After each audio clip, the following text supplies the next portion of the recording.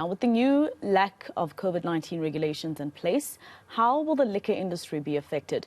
Let's get reaction now from Lucky Ntimane from the National Liquor Traders Association. Mr. Ntimane, thank you very much for your time here on All Angles. Let's start with the fact that this is obviously good news for your industry. It means that, there are many events that you are involved in that can take place without anybody, fearing, especially when you look at the amount of people that each event is allowed to host.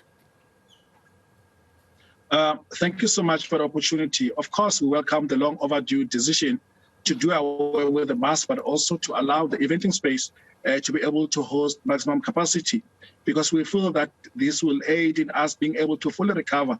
As we know that the nightclubs have been almost shut for the past 25 months, and also the eventing space was not able to operate to full capacity. So we welcome this decision, and we feel that it's a right step in the right direction. Government finally looked at science instead of common sense in making a decision that is good for the country, but it's also good for the sector. So when you say that this was long overdue, I mean, we did have the Omicron variant, for instance, in December, January, that showed, particularly scientifically, that, it was spreading quite quickly. So when you say it's overdue, what do you mean? When did you want government to have taken this decision? So we made a submission sometime back in May with regard to some of the restrictions that we felt that needed to be uplifted. And the issue of masks was one of them. The issue of allowing maximum capacity, especially in the eventing space, was one of them. And government didn't come back to us. So even though we are surprised that government was able to make this decision, without really consulting anyone, we felt that, there was a need to look at where we are as a country in terms of fighting COVID-19. And we needed to be clear and honest with ourselves to say, we are not about to stop the spread of COVID-19, but we are about to manage COVID-19 as it were. And masks really are not 100% foolproof to ensure that we protect ourselves against COVID-19. So we felt that it limited how we are able to conduct business. And as the most affected sector, we had to suffer 26 weeks of non-trading because of the lockdown.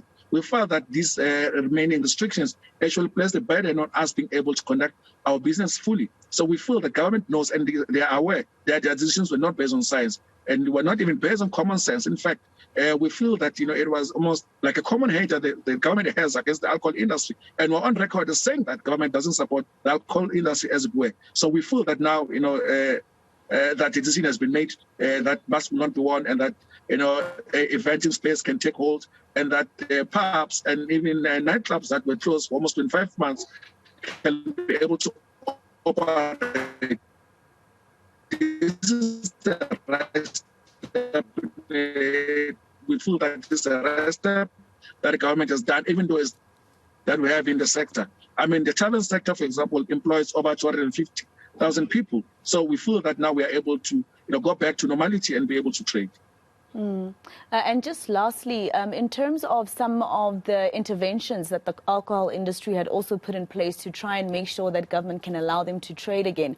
Now that we're going back to normal, in terms of what the clubs, etc., had promised and with fighting against alcoholism, etc., does this mean you stop doing this now that things are sort of back to normal?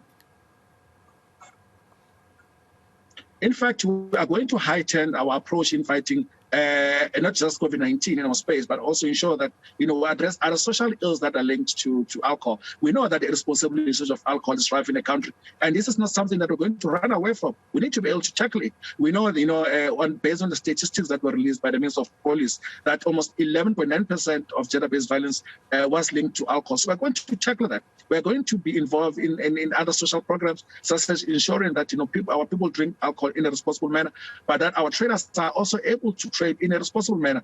In fact, the issue of masks for us is sensitive in the sense that we are continuing to encourage our traders that, for those that feel comfortable wearing a mask, must continue to do so. We are not going to hold people, to ransom to say that now that the mask mandate has been removed, then people now must not wear masks. Those that feel that they need to protect themselves by wearing masks, we're going to support and encourage our traders that, that continues. But also we're going to continue with all our social programs. And if it were, as it were, we're going to actually even increase on those programs that we're running. We're not going to stop anything. We feel that, as a country, we need to work together to ensure that we fight social ills that are linked to alcohol abuse, but also other social ills such as crimes and gender-based violence, which is rife in our country. All right, Lucky Ntimane, thank you very much for your time here on All Angles. Lucky Ntimane is from the National Liquor Traders Association.